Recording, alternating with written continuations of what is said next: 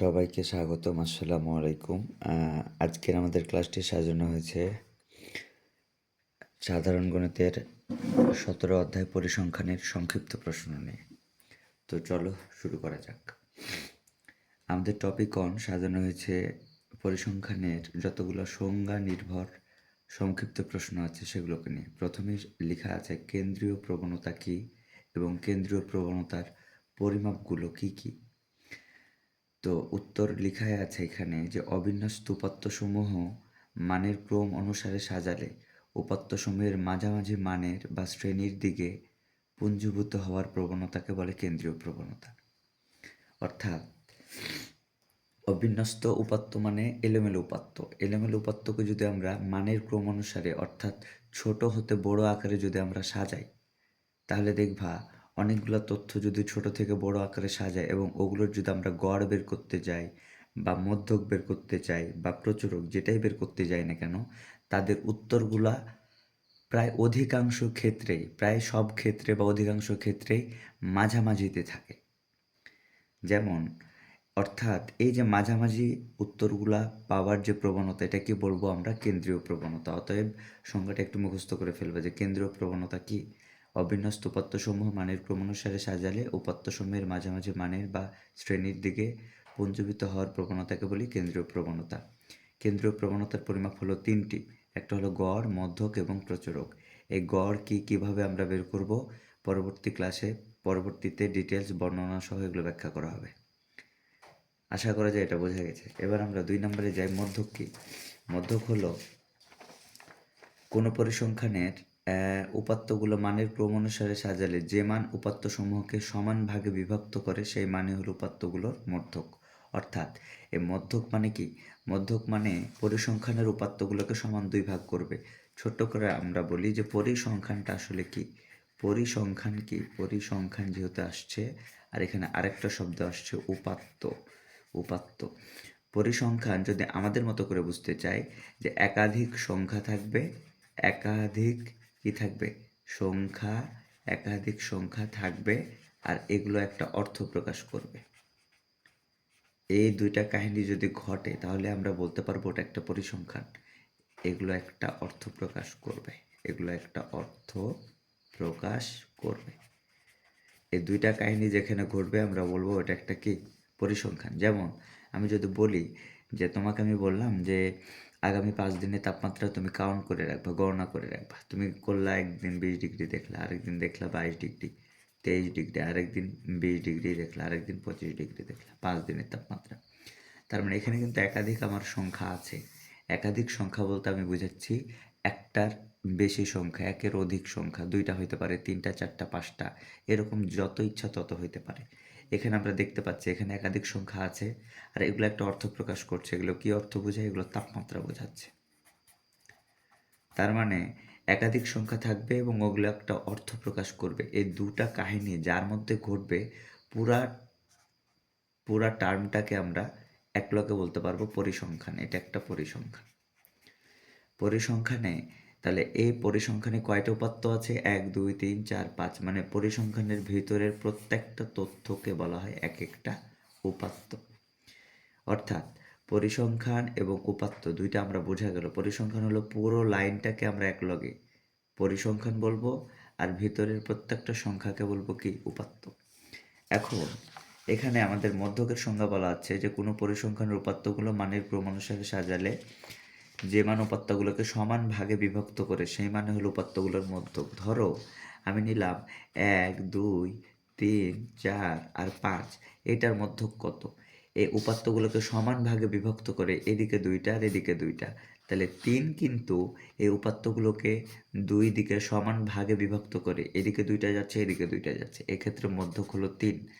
অর্থাৎ মধ্যক হলো সেই মানটা যে মানটা পরিসংখ্যানের উপাত্তগুলোকে 2 দিকে সমান 2 ভাগে বিভক্ত করে। এটাই এখানে সংজ্ঞাতে লিখে দেওয়া আছে। আশা করা যায় তোমরা এগুলো পড়ে নিবা। তাহলে আমরা এখানে 2টা প্রশ্ন পড়লাম, একটা কেন্দ্রীয় প্রবণতা কি এবং আরেকটা হলো মধ্যক কি। এবার আমরা 3 নম্বর প্রশ্নে যাই। 3 নম্বর প্রশ্ন বলেছে প্রচুরক কি। প্রচুরক হলো কোন উপাত্তে যে মান সর্বাধিকবার উপস্থাপিত হয় সে সংখ্যায় উপাত্তের প্রচুরক। যেমন আমি যদি তোমাকে বলি যে 2, 3, 4, 4, 5, 6 এখানে প্রচুরককে, প্রচুরক মানে যেটা সবচেয়ে বেশি বার আছে, যে চ্যাম্পিয়ন হবে সেই হলো প্রচুরক। তো এখানে বলো তো কে চ্যাম্পিয়ন হলো? চ্যাম্পিয়ন হলো 4, কারণ 4 আছে সর্বোচ্চ কয়বার? 2 বার। এগুলো সবগুলাই একবার করে আছে, 4 আছে সর্বোচ্চ 2 বার। তাই এ পরিসংখ্যানের মধ্যে প্রচুরক হলো 4। অর্থাৎ প্রচুরক শব্দটার মধ্যে একটা ভাইব আছে যেটা প্রচুর পরিমাণে থাকে, সেটাই প্রচুরক। তো এখানে আমরা দেখতে পাচ্ছি প্রচুর পরিমাণে সবচেয়ে বেশি সংখ্যক বার আছে 4, অর্থাৎ প্রচুরক 4 এখানে। এখানে বলা হয়েছে প্রচুরকের সংজ্ঞায় যে কোনো উপাত্তে যে মান সর্বাধিকবার উপস্থাপিত হয়, মানে যেটা সবচেয়ে বেশি বার থাকবে, সে সংখ্যাটাই হলো উপাত্তের প্রচুরক। আশা করা যায় প্রচুরক কি বোঝা গেছে। এরপরে আমরা যাই বিচ্ছিন্ন চলক এবং অবিচ্ছিন্ন চলক কি, উদাহরণ সহ ব্যাখ্যা করো। এখানে লেখাই আছে যে সকল চলকের মান শুধুমাত্র পূর্ণ সংখ্যা হয় সেগুলোকে বিচ্ছিন্ন চলক বলে, যেমন জনসংখ্যামূলক উপাত্ত। একটা উদাহরণ দেওয়া হয়েছে। আচ্ছা, বিচ্ছিন্ন চলক মানে হলো, বিচ্ছিন্ন চলক বলতে আমি বুঝাচ্ছি যে যাদের মান শুধুমাত্র পূর্ণ সংখ্যা হয়। পূর্ণ সংখ্যা বলতে কি বোঝায়? যাদের মান গোটা গোটা হয়। যেমন যে জনসংখ্যা, তুমি যখন জনসংখ্যা খেয়াল করে দেখবা, কখনো তুমি শুনবা না যে ওখানে 2.5টা লোক দাঁড়িয়ে আছে, কখনোই শুনবা না। হয় 2টা অথবা 3টা লোক দাঁড়ায় আছে। কখনো জীবনে শুনবা না তুমি যে ওখানে 21.5টা লোক দাঁড়ায় আছে। হয় 21টা অথবা 22টা। তার মানে জনসংখ্যা, শুধু জনসংখ্যা না, যে কোনো কিছুর সংখ্যা, আমরা পুরাপুরি বলি, যে কোনো কিছুর সংখ্যা হলো বিচ্ছিন্ন চলক। যাদের মান কোনো ভগ্নাংশ হইতে পারে না, দশমিক হইতে পারে না, গোটা গোটা হয় যাদের মান সবসময়, তাদেরকে বলা হয় বিচ্ছিন্ন চলক। মনে রাখবো। তাহলে যে সকল চলকের মান শুধুমাত্র পূর্ণ সংখ্যা হয় সেগুলোকে বিচ্ছিন্ন চলক বলে। যেমন জনসংখ্যা, জনসংখ্যা কখনোই তুমি বলতে শুনবা না যে ওখানে 10:30টা লোক দাঁড়ায় আছে, হয় 10টা অথবা 11টা, মানে পুরাপুরি। এরকম যে কোনো কিছুর সংখ্যা, যেমন পাখির সংখ্যা, গাছের সংখ্যা, বইয়ের সংখ্যা, পাতার সংখ্যা, যে কোনো কিছুর সংখ্যা, যে কোনো কিছুর সংখ্যা আমরা বলে দেবো এগুলো বিচ্ছিন্ন চলক, কারণ এগুলো সবসময় পূর্ণ সংখ্যা হয়। কারণ তুমি কখনোই বলো না যে আমার কাছে 2.5টা বই আছে, হয় 2টা বই আছে অথবা 3টা বই আছে। যাই হোক, এবার অবিচ্ছিন্ন চলক দেখো। অবিচ্ছিন্ন চলক হলে যে সকল চলকের মান যে কোনো বাস্তব সংখ্যা হতে পারে তাদেরকে অবিচ্ছিন্ন চলক বলে। যে সকল চলকের মান যে কোনো বাস্তব সংখ্যা হতে পারে তাদেরকে কি বলে? অবিচ্ছিন্ন চলক বলে। যে কোনো বাস্তব মানে যাদের মান যা ইচ্ছা তাই হইতে পারে, কোনো ধরাবাঁধা লিমিট নাই আর কি, তারাই হলো অবিচ্ছিন্ন চলক। যেমন বয়স, বয়সে এমন কোনো কথা নাই যে তোমার বয়স এখন 2 বছর, 2-এর পর 3ই হওয়া লাগবে। তোমার বয়স 2.5 বছর হতে পারে, 2 বছর, একদিন হইতে পারে, 2 মাস হতে পারে, 3 মাস হতে পারে, যা ইচ্ছা তাই হইতে পারে। বয়স যা ইচ্ছা তাই হইতে পারে। তাই বয়স একটা অবিচ্ছিন্ন চলক। তাপমাত্রা, উচ্চতা, ওজন এগুলো একটা অবিচ্ছিন্ন চলক। এখন তোমার কোনো সৃজনশীল অথবা সংক্ষিপ্ত প্রশ্নে যদি বলে বিচ্ছিন্ন অবিচ্ছিন্ন চলকের সংজ্ঞা দাও উদাহরণ সহ, আশা করা যায় তুমি পারবা। যে সকল চলকের মান শুধুমাত্র পূর্ণ সংখ্যা বিচ্ছিন্ন চলক, আর যে কোনো বাস্তব সংখ্যা অবিচ্ছিন্ন চলক। এরপরে চলে আসে একটু ছোট্ট করে পরিসর কি। পরিসর আমরা জানি যে পরিসর হলো একটা উপাত্তের সর্বোচ্চ মান বিয়োগ সর্বনিম্ন মান যোগ 1। এই লাইনটাকে আমরা কি বলি বলো তো? পরিসর বলি। তো পরিসর ইকুয়াল টু কি, আমরা সবাই জানি। ওকে, আপাতত আমাদের প্রথম টপিক ক্লোজ। এই টপিকে আমরা পড়াইলাম যে সংজ্ঞাগুলো পড়াইলাম, সংজ্ঞাগুলো মুখস্থ করে ফেলবা। কেন্দ্রীয় প্রবণতা কি, মধ্যক কি, তারপরে আমরা পড়াইলাম প্রচুরক কি, তারপরে পড়াইলাম বিচ্ছিন্ন অবিচ্ছিন্ন চলক কি এবং পরিসর কি। এই পড়াগুলো পড়াইলাম। ভিডিওটা পজ করে তোমরা টপিক 1 সুন্দর মতো খাতায় নোট করে মুখস্থ করে ফেলবা। সামনে আরও আমাদের ভিডিও আসছে। এরপরে আমরা যাই, ভিডিওটা পজ করে তুলে ফেলবা। ওকে, এরপরে আমরা চলে যাব টপিক 2-এ। টপিক 2 আমাদের সাজানো হয়েছে গড় সংক্রান্ত সকল ধরনের সংক্ষিপ্ত প্রশ্ন নিয়ে। আচ্ছা, গড় সংক্রান্ত সকল ধরনের সংক্ষিপ্ত প্রশ্নের প্রথমে চলে আসছে যে গাণিতিক গড় বলতে কী বুঝো? গাণিতিক গড় বলতে কী বুঝো? যেমন গাণিতিক গড় বলতে আসলে কী বোঝায় এখানে দেওয়াই আছে। ধরো তোমাকে বললো 0240547 উপাত্ত সময়ের গড় নির্ণয় করো। তো এরকম কিছু সংখ্যা দিয়ে তোমাকে যদি গড় নির্ণয় করতে বলে, তাহলে সবসময় এই সূত্রটা আগে লিখবা, এই কথাটা আগে লিখবা যে আমরা জানি গড় সমান কি, উপাত্ত সমূহের সমষ্টিকে উপাত্ত সমূহের সংখ্যা দিয়ে ভাগ। লিখব উপাত্ত সমূহের সমষ্টি বাই উপাত্ত সমূহের সংখ্যা। আচ্ছা, উপাত্ত কাকে বলে? এই সংখ্যাগুলোকে প্রত্যেকটাকে বলা হয় উপাত্ত। উপাত্ত সমূহের সমষ্টি বলতে কি বোঝায়? সমষ্টি বলতে বোঝায় এগুলো যা আছে সবগুলো তুমি ক্যালকুলেটারে ভাবে সুন্দর মতো যোগ করে দিবা। এই যে 0, +2 +4 +0 +5 4 7 2 সব যোগ করে উপাত্তসমূহের সংখ্যা, উপাত্তসমূহের সংখ্যা বলতে বোঝায় আমি গুণে দেখব এখানে কয়টা আছে। 1টা 2টা 3টা 4টা 5টা 6টা 7টা 8টা, এখানে মোট সংখ্যা আছে 8টা, অতএব উপাত্তসমূহের সংখ্যা হলো 8। তার মানে সব টোটাল যোগফল আমার 24, 24কে 8 দিয়ে ভাগ দিলে 3, অতএব নির্ণয়ে এই সবগুলো উপাত্তের আমার গড় হলো 3। এভাবে আমরা গড় বের করব। তার মানে আমাকে কোনো সৃজনশীলের কয় অথবা সংক্ষিপ্ত প্রশ্নে এরকম কিছু সংখ্যা দিয়ে যদি তোমাকে গড় বের করতে বলে, তাহলে তুমি সুন্দর করে এই লাইনটা লিখবা, উপাত্তসমূহের সমষ্টি বা উপাত্তসমূহের সংখ্যা, সমষ্টি মানে যা আছে সব ক্যালকুলেটর এভাবে তুলে যোগ করবা, আর সংখ্যা মানে গুণে দেখবা কয়জন আছে, 1 2 3 4 5 6 7 8টা, ভাগ করে দিলে উত্তর চলে আসবে। আশা করা যায় বুঝতে পেরেছো। এবং এই অঙ্কটার এই প্রবলেমটার মধ্য দিয়ে আমরা এই সংজ্ঞাটা একটু বুঝে ফেলি। গাণিতিক গড় বলতে কী বোঝায়? উপাত্তসমূহের মানের সমষ্টিকে, এই যে আমরা দেখতে পাচ্ছি উপাত্তসমূহের মানের কাকে, সমষ্টিকে যদি তার সংখ্যা দ্বারা ভাগ করা হয়, মানে কয়জন আছে এই সংখ্যা দ্বারা ভাগ করা হয়, সেক্ষেত্রে যে মান পাওয়া যায় সেটি হলো গড়। আশা করা যায় তোমরা বুঝতে পারছো। পড়ে নেবা, গড়ের সংখ্যাটা মুখস্থ করে নেবা এবং গড়ের ছোট্ট একটা প্রবলেম দেখালাম। এবার আমরা গড়ের 3 নম্বর প্রবলেমে যাই।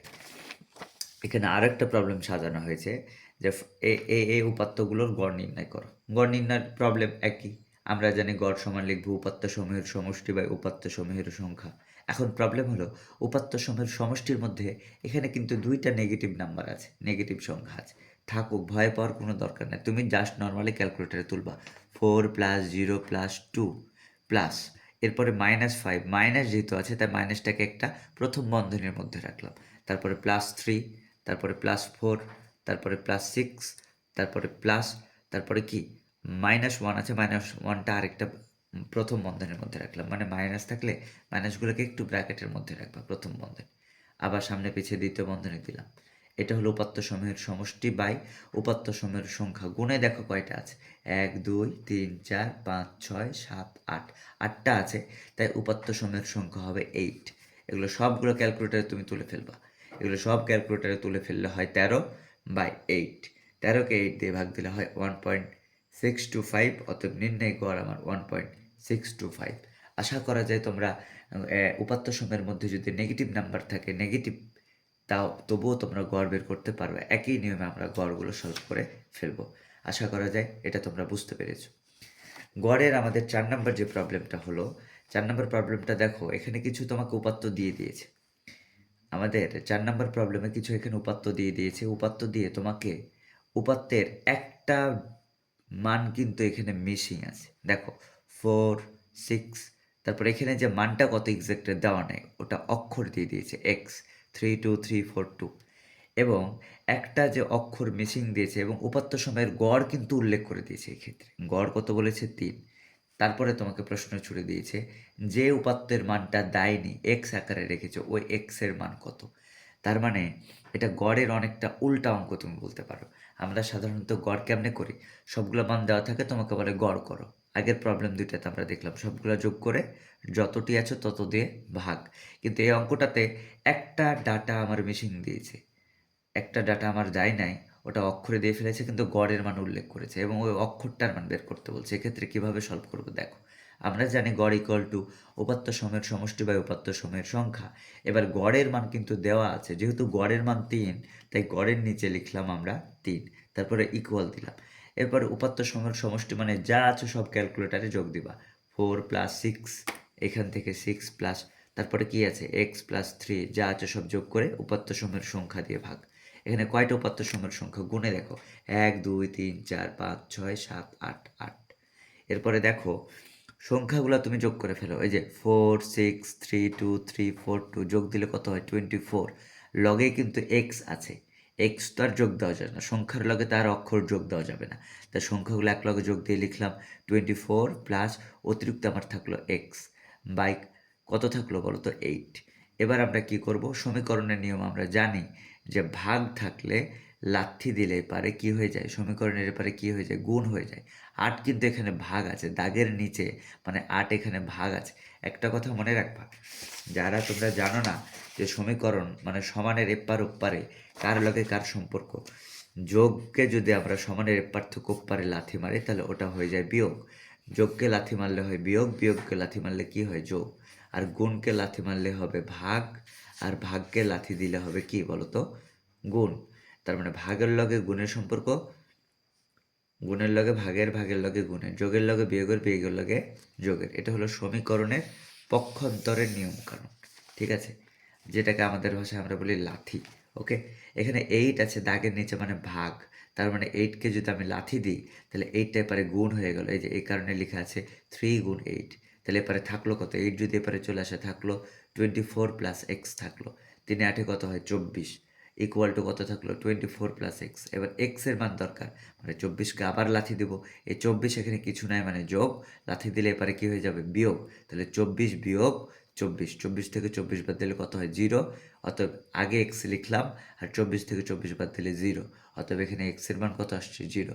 এখানে অন্য কোনো একটা অঙ্কও থাকতে পারে। ওকে, আশা করা যায় তোমরা বুঝতে পেরেছো। এখানে এই ধরনের প্রবলেম তোমরা করতে পারবে যে উপাত্ত সময়ের গড় যদি দেওয়া থাকে আর এখানে ডাটার মধ্যে একটা তথ্য মিসিং দিয়ে অক্ষরে দিব, অক্ষরের মান বের করতে পারবা, এভাবে আমরা লাথি দিয়ে বের করে ফেলবো। এরপরে সর্বশেষ আমাদের যেটা আছে গড়ের 5 নম্বর যে প্রশ্নটা, যে বিবরণ সহ ধাপ বিচ্যুতির সাহায্যে গড় নির্ণয়ের সূত্রটি লিখো। আমরা এই গড় নির্ণয়ের অঙ্ক প্রবলেমগুলো আমরা সামনে করব, পরের ভিডিওতে সৃজনশীলের ভিডিওতে আমরা করবো। আপাতত একটু মনে রাখবা যে গড় নির্ণয়ের সূত্রটা হলো এক্স বার, উপরে যে দাগটাকে উচ্চারণ করি গড় এক্স বার ইকুয়াল টু, আমরা এটা উচ্চারণ করব এ প্লাস, এই নাচানাচি ঢেউয়ের মতো চিহ্নটাকে আমরা বলবো সামেশন। তাহলে এটার উচ্চারণ করবে A plus summation F I U I by N into H. তাহলে গড় X bar equal to A plus summation F I U I by N into H. এখানে একটু পরিচয়গুলো আমরা মুখস্থ করে ফেলবো। এর পরিচয় হলো আনুমানিক গড়, এখানে বিবরণ দিতে বলেছে, তার মানে এখানে প্রত্যেকটা চলকের তোমাকে বিবরণ দিতে হবে। এ এর পরিচয় হলো আনুমানিক গড়, একটু মুখস্থ রাখবা। এফ আই এর পরিচয় হলো আয়তম শ্রেণীর গণসংখ্যা, ইউ আই এর পরিচয় হলো আয়তম শ্রেণীর ধাপবিচ্যুতি, এফ আই মানে গণসংখ্যা, ইউ আই মানে ধাপবিচ্যুতি, আর এইচ হলো শ্রেণী ব্যবধান বা শ্রেণী ব্যাপ্তিও বলতে পারি, আর এন এর পরিচয় হলো মোট গণসংখ্যা। আপাতত একটু তোমরা মুখস্থ করে ফেলবা নামগুলা বিবরণ সহ, যদি কোনো সৃজনশীলের সংক্ষিপ্ত প্রশ্ন আসে যাতে তোমরা লিখতে পারো যে বিবরণ সহ ধাপবিচ্যুতির সাহায্যে গড় নির্ণয়ের সূত্রটা কী হবে। এগুলো আমরা অঙ্ক ডিটেলস আমরা প্রবলেমগুলো সৃজনশীলে করব। আশা করা যায় তোমরা টপিক 2 বুঝতে পেরেছো। ভিডিও পজ করে সবাই তুলে নিবা। এরপর আমরা চলে যাই টপিক 3-এ। টপিক 3 আমাদের সাজানো হয়েছে মধ্যক সংক্রান্ত যে সকল সংক্ষিপ্ত প্রশ্ন আছে এগুলোকে নিয়ে। আচ্ছা, মধ্যক যদি তোমাকে বেশ কিছু সংখ্যা দিয়ে তোমাকে যদি বলে যে উপাত্তগুলোর মধ্যক নির্ণয় করো, তাহলে উপাত্তগুলোর মধ্যক কী হবে, কিভাবে বের করবো? একটা কথা মনে রাখবা, এইরকম কিছু সংখ্যা দিয়ে তোমাকে যদি মধ্যক নির্ণয় করতে বলে, আমরা মধ্যকটা কিভাবে নির্ণয় করব? ছোট্ট করে আমি একটু মনে রাখবা যে মধ্যকের রাস্তা আছে দুইটা, একটা হলো জোড়ের জন্য আর একটা হলো বিজোড়ের জন্য। মধ্যকের রাস্তা কয়টা? জোড়ের জন্য একটা, বিজোড়ের জন্য আরেকটা রাস্তা। আচ্ছা, জোড়ের জন্য রাস্তাটা একটু জটিল কেমন? জোড়ের জন্য রাস্তাটা হলো এরকম n/2 তম প্লাস n/2 প্লাস 1 তম পদ ডিভাইডেড বাই 2। তাহলে জোড়ের জন্য রাস্তাটা এরকম, রাস্তাটা তোমরা একটু মুখস্থ করে ফেলবা যে মধ্যকের রাস্তা দুইটি, জোড় একটা রাস্তা, বিজোড় একটা রাস্তা। জোড় যদি হয় তাহলে রাস্তাটা একটু জটিল কেমন এরকম একটা তথ্য মুখস্থ করবে, এটা একটু পরে আমি বুঝাচ্ছি আর কি। n/2 তম প্লাস n/2 প্লাস 1 তম পদ বাই 2। আর বিজোড়ের জন্য মধ্যকের রাস্তাটা একদমই সোজা, n+1/2 তম পদ। বিজোড়ের জন্য মধ্যকের রাস্তাটা খুবই সোজা। তাহলে আপাতত মনে রাখবা মধ্যকের রাস্তা কয়টা? দুইটা, জোড়ের জন্য বিজোড়ের জন্য।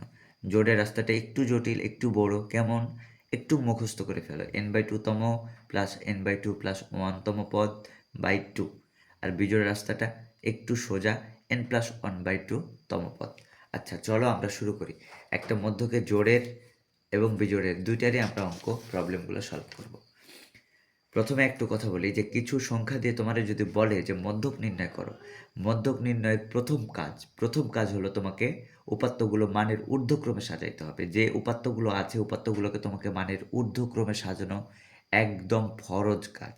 এটা তুমি যদি মানের ঊর্ধ্বক্রমে না সাজাও তাহলে তোমার মধ্যকের প্রবলেমে তুমি ধরা খেয়ে যাবা। আচ্ছা, মানের ঊর্ধ্বক্রম মানে কি? আমাকে যে মানগুলো দেওয়া আছে, মানগুলো আমরা ছোট হতে বড় ক্রমে সাজাবো। ছোট হতে বড় ক্রমে। তাহলে এখানে সবচেয়ে ছোট কে? 0, তারপরে 2 আছে কয়বার? 2 বার, তারপরে 3 একবার, 4 একবার, 5 একবার, 6 7 একবার। লিখার সময় তুমি কেটে দিবে। একবার করে লিখবা আর কেটে দিবে। 0 লিখলা, 0 কেটে দিলা। 2 2 বার লিখলা, 2 কেটে দিবা 2 বার। 0 কেটে দিলা। তারপরে কি আছে? 3 4 লিখলা, 3 লিখলা কেটে দিলা, 4 লিখলা কেটে দিলা, 5 লিখলা কেটে দিলা, 7 লিখলা কেটে দিলা। তাহলে সুন্দর করে তোমার সাজানো হয়ে গেল। সাজানোর পরে দেখবো এখানে উপাত্ত সংখ্যা কত গুণে দেখবো। এই উপাত্ত সংখ্যাকে আমরা ধরবো n হিসাবে, n এর মান হিসাবে। তো উপাত্ত সংখ্যা n ইকুয়াল টু কত গুণে দেখবে? 1 2 3 4 5 6 7। তার মানে এখানে উপাত্ত সংখ্যা কত? 7। এবার তুমি বলো তো 7 জোড় না বিজোড়? নিশ্চয় 7 একটা কি সংখ্যা বলো তো? বিজোড় সংখ্যা। বিজোড় হলে আমার এই প্রবলেমটা বিজোড়ের রাস্তা দিয়ে সলভ করতে হবে। মধ্যকের বিজোড়ের রাস্তাটা আমরা সবাই জানি, n+1/2 তম পদ। n+1/2 তম পদ। এই যে মধ্যকের বিজোড়ের রাস্তা এটা। n+1 n+1/2 তম পদ। আর জোড় রাস্তা বললে এইটা হতো। যেহেতু বিজোড়, এখানে আমরা মোট সংখ্যা পেয়েছি কয়টা? মোট 7টা। আর 7 যেহেতু নিজে একটা বিজোড় সংখ্যা, অতএব মধ্যক হবে n+1/2 তম পদ। n এর মান কত? 7+1/2 তম পদ। তাহলে 7 এর লগে 1 যোগ দিলে কত? 8, 8/2 তম পদ। 8 কে 2 দিয়ে ভাগ দিলে 4 তম পদ। তারপরে এই 4 তম পদ লেখার পরে অনেকে মনে করে যে উত্তরটা মনে হয় 4ই হয়ে যাবে। না, 4 তম পদ মানে এটা মানে বোঝাচ্ছে ওই যে তুমি ছোট হতে বড় ক্রমে সাজিয়ে রেখেছো, ওইটা 4 নম্বরে যে আছে ওইটা। তো 4 তম পদের 4 নম্বরে কি আছে? 1 2 3 4। 4 নম্বরে আছে আমার 3, অতএব 4 তম পদ 3। অতএব এই প্রবলেমটার আমার উত্তর হলো 3। আশা করা যায় তোমরা বুঝতে পেরেছো। তো মধ্যকের এরকম যদি বিজোড় সংখ্যক উপাত্ত থেকে তোমাকে মধ্যক বের করতে বলে, তাহলে আমরা সূত্র ব্যবহার করব n+1/2 তম পদ। আশা করা যায় তোমরা বুঝতে পারছো। বিজোড়ের জন্য মানটা খুবই সোজা। এরকম যদি 9টা উপাত্ত থাকে, তাহলে এখানে হয়তো মধ্যক সমান হতো 9+1/2 তম পদ। ছোট হতে বড় ক্রমে সাজানোর পর এইভাবে আমরা প্রবলেমগুলো সলভ করব। এরপরে আমরা কোশ্চেন 2 এ যাই মধ্যকের। এখানে বেশ কিছু উপাত্ত দেওয়া আছে এবং উপাত্তগুলোর তোমাকে মধ্যক বের করতে বলেছে। তো মধ্যক বের করার জন্য প্রথম শর্ত হলো উপাত্তগুলোকে আমরা মানের ঊর্ধ্বক্রমে সাজিয়ে নেব। এখন তোমরা বলতে পারো ঊর্ধ্বক্রম মানে কি? ঊর্ধ্বক্রম মানে হলো ছোট হতে বড় ক্রমে সাজানো। তো ছোট হতে বড় ক্রমে সাজাবা। সবচেয়ে ছোট সংখ্যা এখানে কি আছে? 7 আছে। 7 একবার। তারপরে 8 আছে। 8 একবার লিখে কেটে দিলে। 9 আছে। 9 লিখে কেটে দিলে। তারপরে 12 আছে কয়বার? 2 বার। 2 বার লিখে কেটে দিলাম। তারপরে 14 আছে একবার। তারপরে কে আছে? 15 আছে একবার। তারপরে কি আছে? 19 আছে একবার। একবার যেগুলো লিখবা ওগুলো কোশ্চেনে তুমি কেটে দিবা, যাতে তোমার আর দ্বিতীয়বার ভুল না হয়। ওকে, মানের ঊর্ধ্বক্রমে সাজানোর পর আমার কাজ একই, লিখবে এখানে উপাত্ত সংখ্যা n ইকুয়াল টু গুণে দেখবো কয়টা আছে। 1 2 3 4 5 6 7 8 8 8 যা একটা জোড় সংখ্যা। তার মানে এখানে গুণে আমি পাইলাম মোট সংখ্যা হলো 8, যা একটা জোড় সংখ্যা। তাহলে জোড় সংখ্যার জন্য মধ্যকের আমাদের লাইন হবে, রাস্তা একটাই। জোড়ের জন্য ওই বড় যে রাস্তাটা, এই প্রবলেমটা।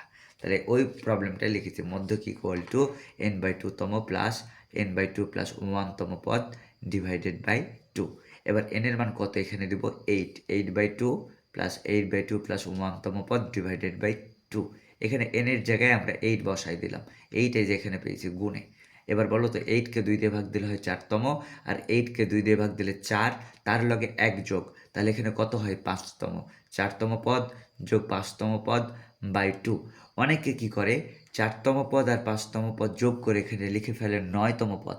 কেউ যদি এই কাজটা করো, যে 4 তম আর 5 তম যোগ দিলে 9 তম পদ বাই 2, এই কাজ করলে একদম নগদই করলা। এই কাজ করা যাবে না। 4 তম পদ বলতে বোঝাচ্ছে 4 নম্বরে যে আছে। 4 নম্বরে কি আছে একটু দেখি? 1 2 3 4।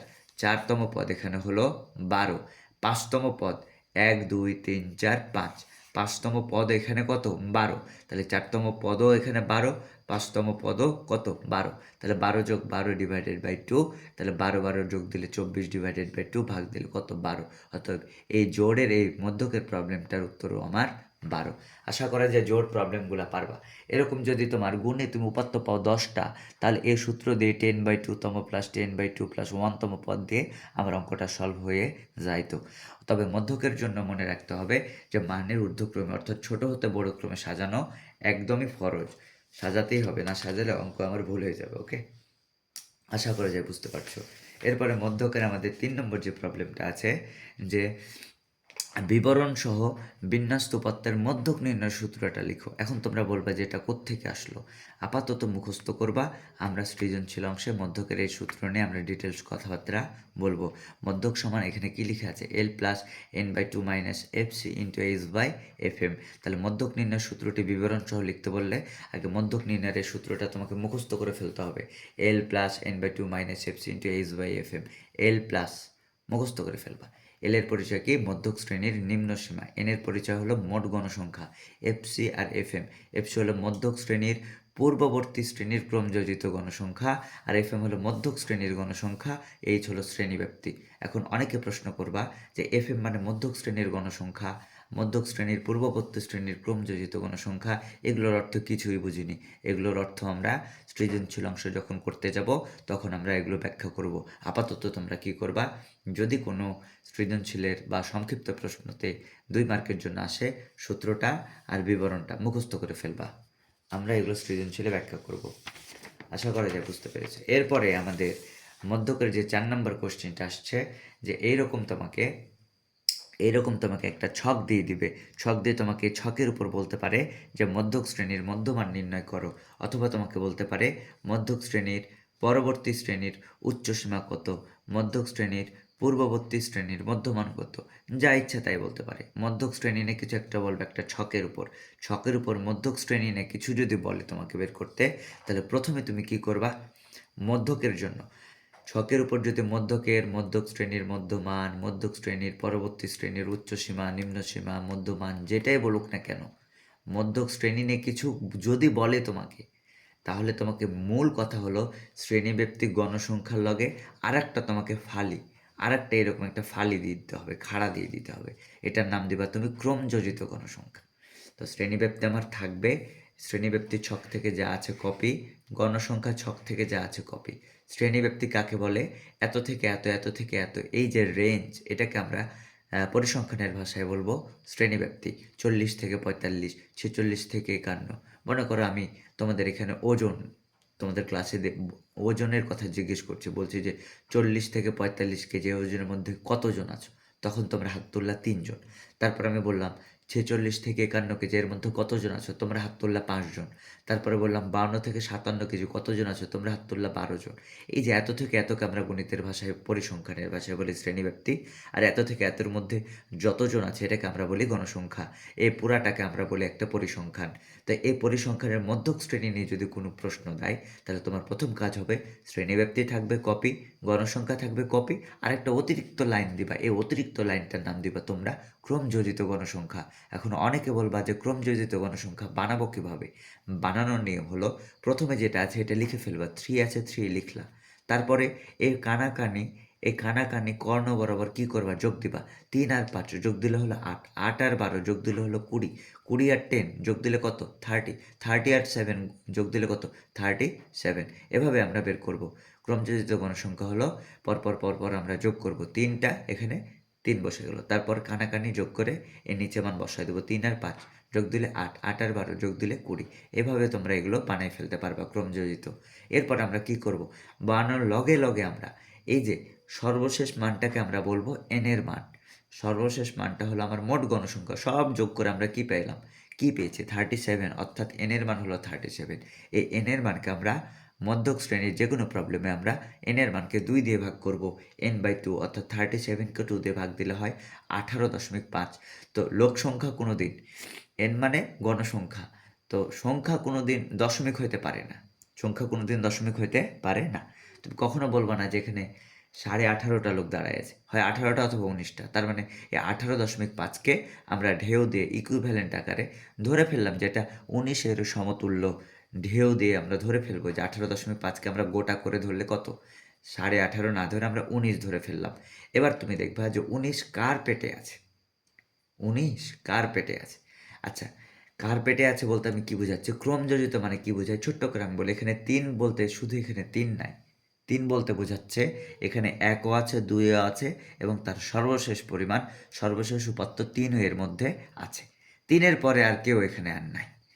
তাহলে 4 কোথায় আছে, 4 চলে গেছে পরবর্তীতে। এটা এখানে 8 মানে কিন্তু শুধু 8 না, 8 মানে বোঝাচ্ছে এখানে 3-এর ঠিক পর থেকে 8 পর্যন্ত সবাই আছে। 4ও আছে 8 এর মধ্যে, 5ও আছে 8 এর মধ্যে, 6ও আছে 8 এর মধ্যে, 7, 8 পর্যন্ত ওই 8 এর মধ্যেই আছে। কিন্তু 9 কিন্তু আর এখানে নাই। যেহেতু এখানে 8 শো করেছে তার মানে এখানে 8 পর্যন্তই ক্লোজ। 9 চলে গেছে এই ঘরটাতে।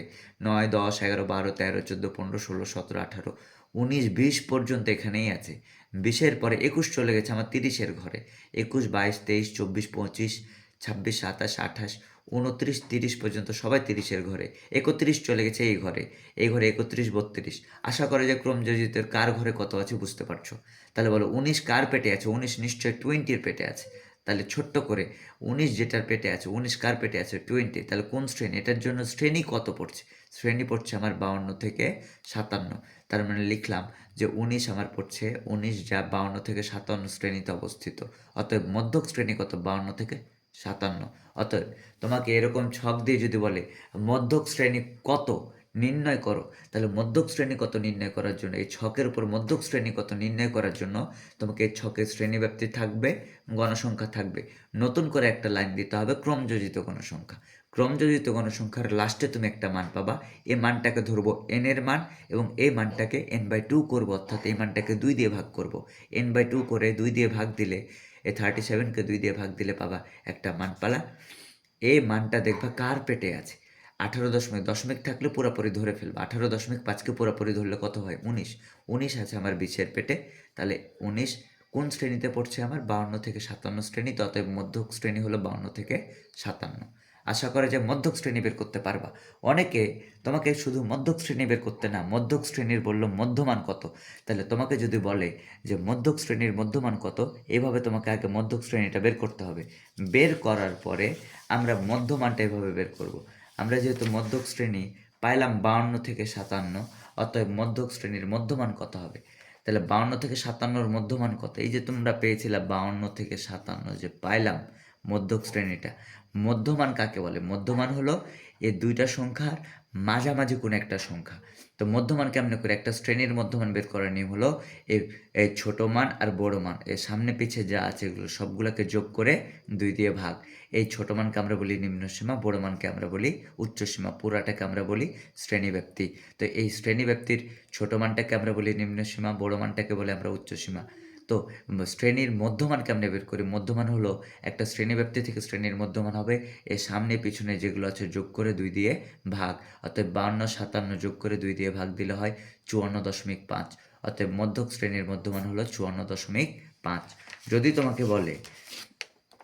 তোমাকে বলে যে মধ্যক শ্রেণীর পরবর্তী শ্রেণীর উচ্চসীমা কত, এক্ষেত্রে তোমাকে আগে সুন্দর করে আগে মধ্যক শ্রেণী পর্যন্ত উত্তর করতে হবে। তারপরে আমি মধ্যক শ্রেণী পর্যন্ত উত্তর করার পরে তারপরে আমরা যাব পরবর্তী শ্রেণী কি বলেছে। পরবর্তী শ্রেণী কি বলেছে তারপরে আমরা যাব। পরবর্তী শ্রেণী, মধ্যক শ্রেণীর পরবর্তী শ্রেণী আমি পাইলাম মধ্যক শ্রেণী যদি 52 থেকে 57 হয়, তাহলে তার পরবর্তী শ্রেণী নিশ্চয় হবে 58 থেকে 63। কারণ 52 থেকে 57 এটা যদি আমার মধ্যক শ্রেণী হয়, পরবর্তী শ্রেণী হবে ঠিক তার পরেরটা 58 থেকে 63। অতএব লিখলাম যে মধ্যক শ্রেণী লিখবো 52 থেকে 57, তারপরে লিখবো মধ্যক শ্রেণীর পরবর্তী শ্রেণী হলো 58 থেকে 63। এরপর আমাকে কি বের করতে বলেছে? বলেছে মধ্যক শ্রেণীর পরবর্তী শ্রেণীর উচ্চসীমা। তাহলে 58 আর 63-র উচ্চসীমা কোনটা? 63-কে বলি আমরা উচ্চসীমা আর শুরুর মানটাকে আমরা বলি নিম্নসীমা। তাহলে 58 থেকে 63-র মধ্যে 63 হলো আমার উচ্চসীমা। আশা করা যায় তোমরা বুঝতে পারছো।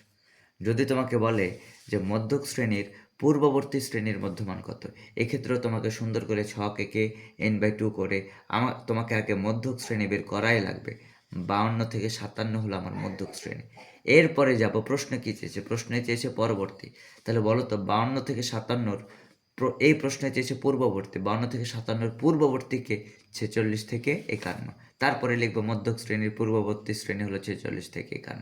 অতএব মধ্যক শ্রেণীর পূর্ববর্তী শ্রেণীর মধ্যমান কী হবে? পূর্ববর্তীর মধ্যমান হবে সামান পিছন যোগ করে 2 দিয়ে ভাগ। এই সামান পিছন যোগ করে 2 দিয়ে ভাগ দিলে হয় 48.5। এই তার উত্তর। আশা করা যায় মধ্যকের প্রবলেমগুলো তোমরা সবগুলাই পারবা। এরপরে আমরা যাই প্রচুরকের টপিকে। আমাদের টপিক 4 প্রচুরক। প্রচুরক নিয়ে সাজানো হয়েছে আমাদের টপিক 4। তো প্রচুরকে কি আছে, কীরকম প্রবলেমগুলো থাকতে পারে ছোট্ট করে আমি বলি। এরকম কিছু তোমাকে উপাত্ত দিয়ে বলবে যে প্রচুরক আছে কি ব্যাখ্যা করো, বা এরকম কিছু উপাত্ত, কিছু সংখ্যা দিয়ে বলবে প্রচুরক কত। তো প্রচুরকের জন্য আমরা ছোট্ট একটা কাজ করব, মধ্যকের মতোই কাজটা করব। মধ্যক যেমন ছোট হতে বড় ক্রমে সাজাইতাম, প্রচুরক আমরা কি করে ফেলবো, উপাত্তগুলোকে মানের ঊর্ধ্বক্রমে সাজিয়ে ফেলবো। ঊর্ধ্বক্রম মানে ছোট হতে বড় ক্রম। তাহলে ছোট মানে সবচেয়ে ছোট কি আছে 2 2 বার, তারপরে 3 5 6 7 আছে 2 বার 9 সাজিয়ে ফেললাম। এরপরে প্রচুরক কে, প্রচুরকের উত্তর কত। প্রচুরকের উত্তর বের করার জন্য তোমাকে দেখতে হবে, খুঁজতে হবে যে কে চ্যাম্পিয়ন হয়েছে। যে চ্যাম্পিয়ন হয়েছে প্রচুরক সেই। এখন বলো তো এগুলোর মধ্যে চ্যাম্পিয়ন কে? উপাত্ত সমূহের মধ্যে সবচেয়ে বেশি সংখ্যক বার কে আছে? উপাত্ত সমূহের মধ্যে এখানে চ্যাম্পিয়ন কিন্তু এখানে 2 জন, 2 আছে 2 বার আর 7 ও আছে 2 বার, অর্থাৎ সবচেয়ে বেশি সংখ্যক বার কে আছে? উপাত্ত সমূহের মধ্যে সবচেয়ে বেশি সংখ্যক বার আছে 2 ও 7। সর্বাধিক কয়বার আছে বলো তো? 2 বার। অতএব প্রচুরক 2 ও 7 দুইজন মিলেই হবে। চ্যাম্পিয়ন কিন্তু এখানে 2 ও হয়েছে 7 ও হয়েছে। অতএব প্রচুরকের উত্তর হবে আমার 2 আর 7। তাহলে তোমাকে যদি বলে প্রচুরক কত, ছোট হতে বড় ক্রমে সাজাবো, তারপরে দেখব কে চ্যাম্পিয়ন। যে চ্যাম্পিয়ন প্রচুরক ওটাই, ওকে? তার মানে এখানে চ্যাম্পিয়ন যৌথভাবে চ্যাম্পিয়ন হয়েছে 2 এবং 7, অতএব প্রচুরক 2 7। এই কথাগুলো এইভাবে লিখে ফেলবা। আশা করা যায় তোমরা পারবা এটা।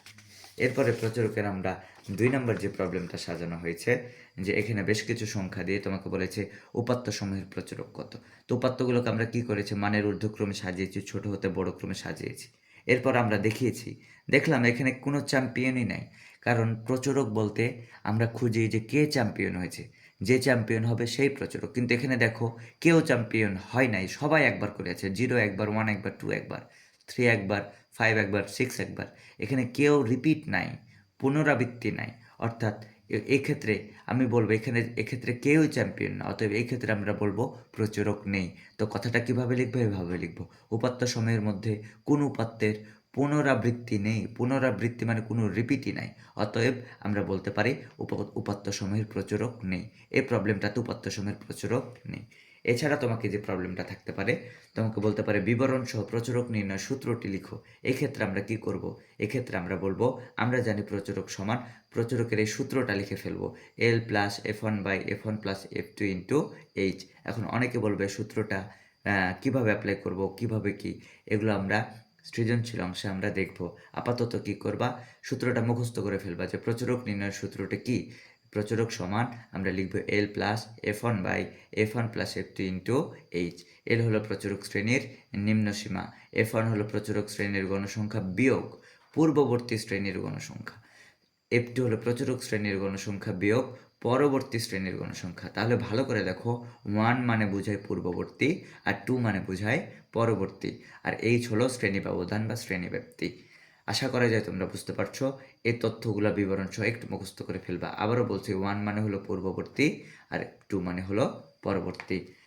মুখস্থ করে ফেলবা। এগুলো আমরা সৃজনশীল অংশ যখন দেখব তখন আরও আমরা ক্লিয়ার হয়ে যাব। এছাড়াও প্রচুরকের এরকম কিছু ছক দিয়ে তোমাকে বলবে প্রচুরক শ্রেণীর মধ্যমান নির্ণয় করো, প্রচুরক শ্রেণীর পরবর্তী শ্রেণীর মধ্যমান নির্ণয় করো, বা প্রদত্ত সারণীর F1 প্লাস F2 এর মান নির্ণয় করো, যেখানে F1 F2 এর প্রচলিত অর্থ বহন করে। তো চলো আমরা শুরু করি। তোমাকে যদি এরকম প্রচুরক শ্রেণী কোনটা, আমরা মধ্যক শ্রেণীর জন্য ছক আঁকতে হয়, আমরা দেখেছি ছক একে ক্রমযোজিত দিয়ে n/2 করতে হয়। কিন্তু প্রচুরক শ্রেণীর জন্য কোনো ছক লাগবে না। প্রচুরক শ্রেণী কোনটা? প্রচুরক শ্রেণীর জন্য আমরা একটা টার্ম ব্যবহার করব, সর্বোচ্চ গণসংখ্যা। এই শব্দটি ব্যবহার করব। সর্বোচ্চ গণসংখ্যা যেখানে, প্রচুরক শ্রেণী সেইখানে। তো বলো তো, এখানে লিখব সর্বোচ্চ গণসংখ্যা কত বলো তো? সর্বোচ্চ গণসংখ্যা হলো 20। এখনই বললাম সর্বোচ্চ গণসংখ্যা যেখানে প্রচুরক শ্রেণী সেখানে। অতএব প্রচুরক শ্রেণী বলবো 20-র ভিতরে যে আছে, কি আছে? 30 থেকে 34। অতএব প্রচুরক শ্রেণী হলো 30 থেকে 34। তাহলে প্রচুরক শ্রেণী ডিপেন্ড করে আমার সর্বোচ্চ গণসংখ্যার উপর। সর্বোচ্চ গণসংখ্যা যেখানে, ওটার মধ্যে যে শ্রেণী ওটাই হবে আমার প্রচুরক শ্রেণী। এখন আমাকে কি বলেছে? প্রচুরক শ্রেণীর মধ্যমান বের করতে বলেছে। এই যে প্রচুরক শ্রেণী 30 থেকে 34 লিখলা, এটার মধ্যমান কি হবে? মধ্যমান বের করা খুবই সোজা। সামন পিছন যোগ করে 2 দিয়ে ভাগ। সামনে কত আছে? নিম্ন সীমা 30 যোগ পিছনে কত আছে? 34। ভাগ দেব কত? 2। তাহলে এটা যোগ দিলে 64 ভাগ 2, ভাগ দিলে কত হয়? 32। তার অর্থাৎ প্রচুরক শ্রেণীর মধ্যমান হলো 32। তোমাকে বলতে পারে প্রচুরক শ্রেণীর মধ্যমান যে বের করতে বলবে তাও না, তোমাকে বলতে পারে প্রচুরক শ্রেণীর পরবর্তী শ্রেণীর মধ্যমান কত। তাহলে পরবর্তী বললেও তোমাকে আগে এটুক করাই লাগবে, ফিক্সড যে সর্বোচ্চ গণসংখ্যা এত, প্রচুরক শ্রেণী এত, এটুক করা লাগবে।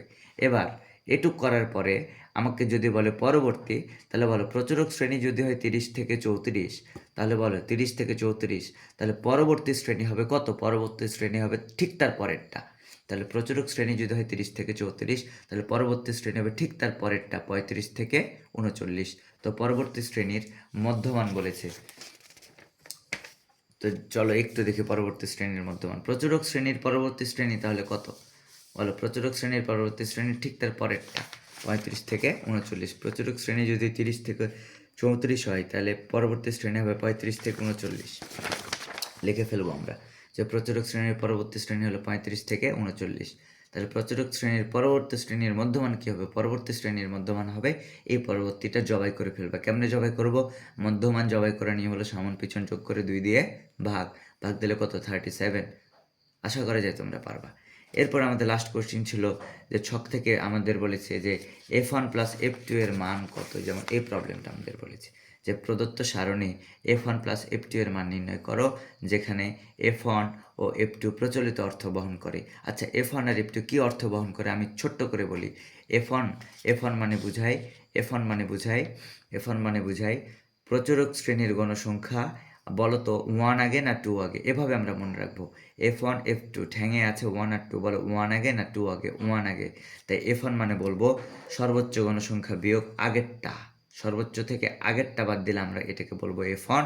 আর 2 যেহেতু পরে, তাই সর্বোচ্চ বিয়োগ পরেরটাকে আমরা বলবো f2। তাহলে f1 হলো সর্বোচ্চ বিয়োগ আগেরটাকে বলবো f1, আর সর্বোচ্চ বিয়োগ পরেরটাকে আমরা বলবো কি f2। f1 প্লাস f2 এর মান নির্ণয় করো। চলো দেখি f1 আর f2 এর মান নির্ণয় করি। আমরা জানি যে f1 হলো প্রচুরক শ্রেণীর গণসংখ্যা বিয়োগ 1 মানে কি আগে। বলো তো 1 আগে না 2 আগে, 1 আগে। তাহলে 1 মানে হলো আগেরটা বিয়োগ, তাহলে লিখবো প্রচুরক শ্রেণীর গণসংখ্যা বিয়োগ আগেরটা। আগেরটা মানে কি পূর্ববর্তী শ্রেণীর গণসংখ্যা। তুমি দেখো প্রচুরক শ্রেণীর গণসংখ্যা কত, প্রচুরক শ্রেণীর গণসংখ্যা এখানে কত আছে বলো তো 20, আর পূর্ববর্তী কত 15। তাহলে 20 মাইনাস 15 ইকুয়াল টু কত 5। f1 এর মান 5, আর f2 এর মান কত 2, মানে হলো পরেরটা। প্রচুরক শ্রেণীর গণসংখ্যা বিয়োগ পরবর্তী শ্রেণীর গণসংখ্যা। বলো তো প্রচুরক শ্রেণীর গণসংখ্যা এখানে কত আছে বলো তো 20 বিয়োগ পরবর্তী কত আছে 12। পরবর্তী যে 12 দেখলে বুঝতে পারবা, তুমি একটু দেখলে বুঝতে পারবা। এই যে প্রচুরক শ্রেণীর গণসংখ্যা হলো 20, আর পরবর্তীতে আছে 12 মানে 12। তাহলে 20 থেকে আমার 12 বাদ দিলে এটাকে আমরা বলবো f2। অতএব 20 থেকে এই যে 12 বাদ কত 8। অতএব f1 প্লাস f2 কত, f1 এর মান পেয়েছি 5, আর f2 এর মান পেয়েছি 8। 5 আর 8 যোগ দিলে হয় 13। অতএব f1 প্লাস f2 এর মান হলো আমাদের উত্তর 13। আশা করা যায় তোমরা বুঝতে পেরেছো। ওকে, এরপরে আমরা প্রচুরকের টপিক গেল, আমাদের টপিক 5 চলে আসি যে শ্রেণী মধ্যমানের উচ্চসীমা এবং নিম্নসীমা নিয়ে। আচ্ছা, শ্রেণী মধ্যমান এখানে দেওয়া আছে যে কোনো শ্রেণীর উচ্চসীমা হলো 65, মধ্যমান হলো 62.5 হলে ওই শ্রেণীর নিম্নসীমা নির্ণয় করো। তো আমরা জানি শ্রেণী মধ্যমান আমরা জানি যে তোমাকে যদি আমি বলি বের করতে, যে ছোট্ট একটা সংখ্যা দিয়ে যদি আমি বলি শ্রেণী ব্যক্তি দিয়ে, যে এটা শ্রেণী ব্যক্তির শ্রেণী মধ্যমান কত, মনে করো 10 থেকে 20 বললাম, এটা একটা শ্রেণী ব্যক্তি। তো শ্রেণী মধ্যমান কত, শ্রেণী মধ্যমান কী করি, সামন পিছন যোগ করে 2 দিয়ে ভাগ। তো সামনে পিছনে যোগ দিলে কত 30 ভাগ 2 কত হলো 15। তাহলে শ্রেণী মধ্যমান 15। এই যে শুরুর মানটাকে আমরা বলি নিম্নসীমা, আর লাস্টের মানটাকে আমরা বলি কি উচ্চসীমা। তাহলে সামন পিছন যোগ করে 2 দিয়ে ভাগ, এটাকে আমরা বলবো কি শ্রেণী মধ্যমান। ওকে, এখন প্রশ্ন হলো যে শ্রেণী মধ্যমানে তোমাকে শ্রেণী মধ্যমানের মান কিন্তু এখানে দিয়ে ফেলেছে। তোমাকে উচ্চসীমা বলেছে 65, মধ্যমান বলেছে 62.5, নিম্নসীমা কত। যেহেতু মধ্যমান বলেছে, কোথাও তুমি যদি শ্রেণী মধ্যমান দেখতে পাও, অর্থাৎ শ্রেণী মধ্যমানের সূত্রটা ব্যবহার করতে হবে, সামন পিছন যোগ করে 2 দিয়ে ভাগ। এখন সামনের নাম কি বলি নিম্নসীমা, আর পিছনটাকে কি বলি উচ্চসীমা। এই যে তাহলে শ্রেণী মধ্যমান কেমনে বের করি, সামন পিছন যোগ করে 2 দিয়ে ভাগ। এই সামনেরটাকে আমরা বলি কি নিম্নসীমা, আর পেছনেরটাকে আমরা বলি উচ্চসীমা। ভাগ লিখবো কি 2। অতএব শ্রেণী মধ্যমানের সূত্রটা হলো নিম্নসীমা যোগ উচ্চসীমা ভাগ 2। এরপরে যার যার মান সেখানে আমরা বসাই দেব। শ্রেণী মধ্যমানের মান কত দেওয়া আছে, শ্রেণী মধ্যমানের মান দেওয়া আছে ৬২.৫। অতএব শ্রেণী মধ্যমানের মান লিখলাম ৬২.৫ সমান সমান। এরপরে কি আছে বলো তো? নিম্নসীমা যোগ উচ্চসীমা ভাগ ২। এবার দেখি নিম্নসীমা কার মান দেওয়া আছে? এই যে ৬৫ দেওয়া আছে, ৬৫ কার মান? উচ্চসীমার মান। আর বের করতে বলেছে কার মান? নিম্নসীমার মান। নিম্নসীমার মান আমার দেওয়া নাই। নিম্নসীমা আমাকে বের করতে বলেছে, তাই নিম্নসীমা অক্ষরেই থেকে গেল যোগ। উচ্চসীমার মান কি আছে? দেওয়া আছে। উচ্চসীমার মান কত? ৬৫। তাই উচ্চসীমার জায়গায় দিলাম ৬৫। ভাগ দিব কত? ২। এরপর এখান থেকে আমাকে এই নিম্ন সীমায় শব্দটাকে উদ্ধার করতে হবে। উদ্ধার করার নিয়ম হলো, এখানে যে 2 আর এখানে 65 দেখতে পাচ্ছি, এগুলোকে লাথি দিয়ে বের করে দিব। 2 আছে এখানে দাগের নিচে, দাগের নিচে থাকলে আমরা বলি ভাগ, আর ভাগকে লাথি দিলে কি হয়ে যায়? গুণ। তাই ৬২.৫-এর লগে 2 গুণ হয়ে গেছে। তাহলে আমার থাকলো কত? নিম্ন সীমা যোগ 65। ৬২.৫-এর লগে 2 গুণ দিলে হয় ১২৫ সমান সমান কি থাকলো? নিম্ন সীমা যোগ 65। এরপরে আমরা কি করব? 65 আছে যোগ, এটাকে আমরা লাথি দিয়ে ফেলবো। যোগকে লাথি দিলে পরে কি হয়ে যায়? বিয়োগ। তাহলে ১২৫ থেকে 65 কি হয়ে গেল বলো তো? বিয়োগ। ১২৫ থেকে 65 বাদ দিলে হয় 60। অতএব নিম্ন সীমার মান আমরা পাইলাম 60। এই হলো এইভাবে আমাদের শ্রেণী মধ্যমান যদি দেওয়া থাকে, উচ্চ সীমায় দেওয়া আছে, নিম্ন সীমা বের করতে বলে, আমরা ইজিলি বের করতে পারবো। আশা করা যায় পারবা। কিচ্ছু না, সূত্র লিখবা, মধ্যমান লিখলা, নিম্ন সীমা বের করতে বলেছে অক্ষরই থেকে গেল, উচ্চ সীমা দেওয়া আছে থাকলো। খালি লাথি মারবে, 2টা ভাগ হবে গুণ। তাহলে এর প্রথম লাথির উত্তর কত? ১২৫। এরপরে 65 আছে যোগ, লাথি খাইলে কি হবে? বিয়োগ। দ্বিতীয় লাথির উত্তর হলো 60। অতএব নিম্ন সীমা আমার কত বলো তো? 60। আশা করা যায় পারবা। আরেকটা আমরা প্রবলেম দিয়েছি এরকম, তোমরা চাইলে সলভ করতে পারবা। কোনো শ্রেণীর মধ্যমান হলো 34, শ্রেণীর নিম্ন সীমা হলো 30, শ্রেণীর উচ্চ সীমা কত? যেহেতু মধ্যমান নিয়ে আলোচনা বলেছে, তাহলে শ্রেণী মধ্যমানের সূত্রটা আমাদের লিখাই লাগবে। শ্রেণী মধ্যমানের সূত্র হলো নিম্ন সীমা যোগ উচ্চ সীমা বাই 2।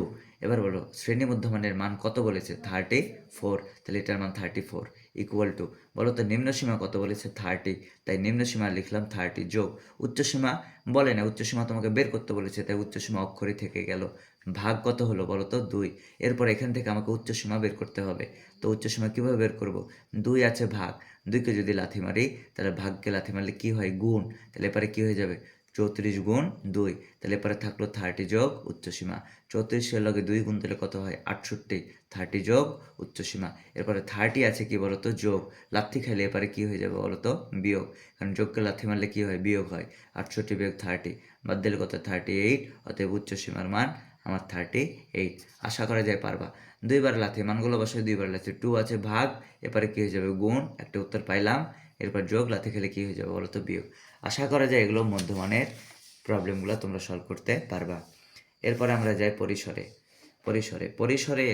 পরিসরের তোমাকে যদি প্রবলেম দেয়, পরিসরের প্রবলেমের লগে মধ্যমানের প্রবলেম, শ্রেণী মধ্যমানের প্রবলেম গুলিয়ে ফেলা যাবে না। ভালো করে দেখো, শ্রেণী মধ্যমান মানে হলো নিম্ন সীমা যোগ উচ্চ সীমা বাই 2। আর পরিসর মানে কি? পরিসর মানে মনে রাখবা, পরিসর মানে হলো সর্বোচ্চ সংখ্যা বা সর্বোচ্চ মান বিয়োগ সর্বনিম্ন মান যোগ 1। এটা মনে রাখতে হবে। পরিসর সমান সমান হলো সর্বোচ্চ মান বিয়োগ সর্বনিম্ন মান যোগ 1। আচ্ছা, পরিসরের এই লাইনগুলো নিয়ে আমরা ডিটেলস সৃজনশীল আলোচনা করব।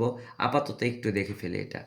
এখানে বলেছে অবিন্যস্ত উপাত্তের সর্বোচ্চ মান 95, পরিসর 64 হলে সর্বনিম্ন মান কত? তো চলো দেখি। প্রথমে লিখব পরিসর সমান সর্বোচ্চ মান, সূত্রটা লিখব। এরপরে পরিসরের মান কত আছে একটু খেয়াল করে দেখো। পরিসরের মান কত আছে বলো তো? 64। তাই পরিসরের নিচে 64 মান বসাই দিলাম, কারণ আমার প্রশ্নের মধ্যে পরিসরের মান দেওয়াই আছে 64। তাই পরিসরের নিচে লিখলাম 64 সমান দিলাম। এরপর খুঁজে দেখব সর্বোচ্চ মান আছে নাকি। সর্বোচ্চ মান প্রবলেমে আছে। সর্বোচ্চ মানের মান কত? 95, 95। তাই সর্বোচ্চ মানের নিচে 95 লিখে ফেললাম। বিয়োগ, ফলো করছি, এটাকে আমরা ফলো করছি, বিয়োগ। সর্বনিম্ন মান আছে নাকি? সর্বনিম্ন মান নাই। সর্বনিম্ন মান তোমাকে বের করতে বলেছে, তাই সর্বনিম্ন মান যেহেতু বের করতে বলেছে, এটা আমার অক্ষরেই থেকে গেল। যোগ কি? 1 থাকলো। এখান থেকে আমাকে সর্বনিম্ন মান বের করতে হবে। তাহলে এই যোগ 1 এপারে যোগ আছে, লাথি খেলে এপারে নিশ্চয় কী হবে বলো তো? বিয়োগ হয়ে যাবে। +1 এপারে লাথি খেলে বিয়োগ হয়ে গেল। তাহলে +1কে এপারে লাথি দিলে বিয়োগ, 64 -1 হয়ে গেল। এপারে থাকলো কত? 95 মাইনাস সর্বনিম্ন মান, এটুক থাকলো। এ +1 যোগ ছিল, এপারে কী হয়ে গেল? বিয়োগ। তাহলে 64 থেকে 1 বাদ দিলে কত হয়? 63। আর এপারে থাকলো 95 বিয়োগ সর্বনিম্ন মান। এখান থেকে সর্বনিম্ন মানটা ধূপ করে বের করে ফেলবা। এই মাইনাসটাকে ভয় পাওয়ার কোনো দরকার নাই। আলাদাভাবে সর্বনিম্ন মান পক্ষান্তরে একটু ক্যালকুলেট করবা। সর্বনিম্ন মান হবে কি বলতো, এ 95 আছে যোগ, এপারে কি হবে বলতো, বিয়োগ হবে। এখন বিয়োগ কোনটা দিবা, বড়টা থেকে ছোটটা বিয়োগ দিবা, মনে থাকবে। এই সর্বনিম্ন মান বের করার সময় বড়টা থেকে ছোটটা বিয়োগ দিবা। 95 থেকে 63 বাদ দিলে কত হয়, বাদ দিলে যত হবে তত লিখে ফেলবে। এটা হলো আমার উত্তর, সর্বনিম্ন মান। আশা করে যে বুঝতে পারছো। আবারও বলছি, পরিসর লিখলা সর্বোচ্চ মান বিয়োগ সর্বনিম্ন মান যোগ 1, +1কে লাথি মারলে কী হয় -1, থাকলো আমার 95 বিয়োগ সর্বনিম্ন মান, এদিকে থাকলো আমার 63। এবার খেয়াল করে দেখবা সর্বনিম্ন মান হবে এ সর্বোচ্চ বড় বিয়োগ ছোট। তাহলে এখান থেকে বড় কত, 95 বিয়োগ 63 বাদ দিলে যেটা হবে এইটাই আমার সর্বনিম্ন মান। ওকে, আশা করে যে বুঝতে পারছো। আরেকটা পরিসর দিয়ে আমাদের লাস্ট প্রবলেম দিয়েছি যে পরিসর 40, সর্বনিম্ন মান 32, সর্বোচ্চ মান কত। যাই হোক, পরিসরের কথা বললে আমরা জানি পরিসর সমান লিখব সর্বোচ্চ মান বিয়োগ সর্বনিম্ন মান যোগ 1। এটা প্রথমে লিখে ফেলবো। এরপরে আমরা মানগুলো ইনপুট দিব, কার কী মান আছে।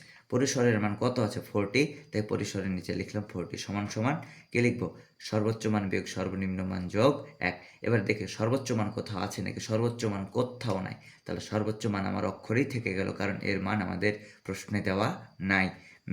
বিয়োগ থাকলো, সর্বনিম্ন মান কোথাও আছে নাকি দেখি, সর্বনিম্ন মান দেওয়া আছে 32, তাই সর্বনিম্ন মানের নিচে 32 + 1। এরপর আমাকে সর্বোচ্চ সংখ্যা বের করতে হলে এগুলো লাথি মারবো। এই +1কে লাথি মারলে এবারে কী হয়ে গেল, -1। 40 থেকে একবার দিলে কত হয় বলো তো, 39। এখানে আমার থাকলো কত, সর্বোচ্চ মান বিয়োগ 32, আমার এখানে অতিরিক্ত থেকে গেল। এই +1 এবারে কী হয়ে গেছে বলো তো, -1 হয়ে গেছে। বাদ দিলে কত, 39। এখানে কি থাকলো, সর্বোচ্চ মান বিয়োগ কী থাকলো বলো তো, 32। এবার 32কে আমরা একটা লাথি দিব। এই -32কে লাথি দিলে সমানের এপারে নিয়ে আসলে মাইনাসটা নিশ্চয়ই কী হয়ে যাবে, এখানে প্লাস হয়ে যাবে। মাইনাসটা নিশ্চয়ই এখানে কী হয়ে যাবে বলো তো, প্লাস হয়ে যাবে। তাহলে -32 এপারে কী হয়ে গেল, লাথি খেয়ে প্লাস হয়ে গেল।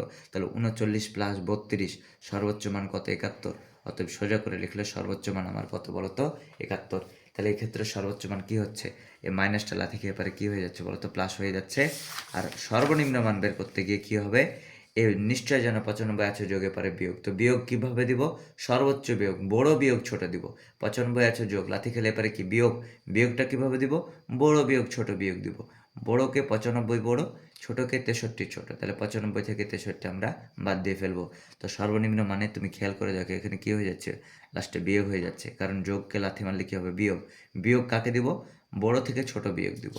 আর সর্বোচ্চ মান বের করতে গিয়ে লাস্টে কী হয়ে যাচ্ছে বলো তো, যোগ হয়ে যাচ্ছে, কারণ মাইনাসকে লাথি মারলে কী হয়ে যায় বলো তো, প্লাস হয়ে যায়, লাস্টে যোগ হয়ে যাচ্ছে। জিনিসটা একটু খেয়াল রাখবা। আশা করা যায় বুঝতে পেরেছো। ধন্যবাদ।